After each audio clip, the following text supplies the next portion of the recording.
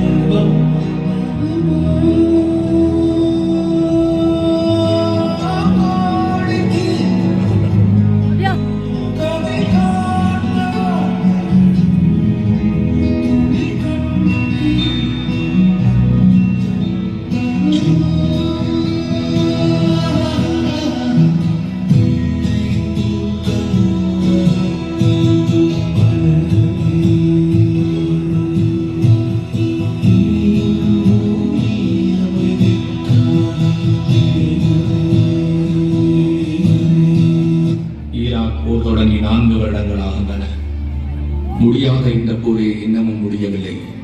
அதற்குள்ளாக அடுத்த போருக்கு அமெரிக்கா தயார். ஈரான் தான் அடுத்தது.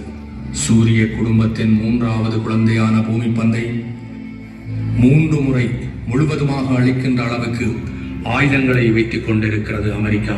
உலகமயமாக்கல் என்ற ஒரு தத்துவத்தை சொல்லி உலகிற்கே ஒரே கஜானாவை ஏற்படுத்த முயற்சிக்கின்றது அமெரிக்கா. இது தெரியாமல் நாம் காலையில் பல் துவக்குவதிலிருந்து இரவு தூங்கப் போகும் கொசு அத்தி கொளுத்துவது வரை அமெரிக்க பொருளைத்தான் உபயோகப்படுத்துகிறோம். இந்த பொருளாதார பலம்தான் அமெரிக்காவை இதுபோன்ற பாதகங்களை செய்ய வைக்கின்றது. இதுபோன்ற மனித படுகொலைக்கு நேரடியாகவும் மறைமுகமாகவும் நாமும் ஒரு காரணமாக இருக்கிறோம். மனிதத்தை குதறிய கைகள் அமெரிக்காவிற்குரியதாக இருந்தாலும் கத்தி நம்முடையதாக இருக்கிறது. மரண ஊரங்கள் அமெரிக்காவினால் அண்டம் முழுவதும் கேட்பதற்கு நம்முடைய மௌனமும் காரணமாக இருக்கிறது.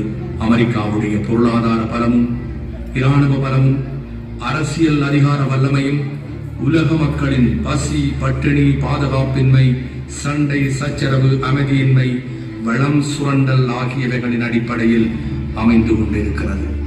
போரின் சர்வநாசங்களுக்கு ஈராக்கு இரத்த சாட்சியாக நிற்கிறது. அநீதியான போருக்கு ஈராக்கே இறுதியாக இருக்கட்டும். மண்ணை காப்பாற்ற வரும் நிதிகள் யாவும் மனிதனை வாழ வைக்க தேவைப்படட்டும். எல்லையற்ற நீதி, நீதியுடனான சுதந்திரம், பாரபட்சமற்ற சமத்துவம், சமத்துவத்துடன் சகோதரத்துவம், ஏற்றத்தாழ்வற்ற பொருளாதாரம், பொருளாதாரத்தை ஆளும் மனிதம், மனிதம் கொண்ட மனிதன், இவற்றுடனான வாழ்வே அமைதியான வாழ்வு.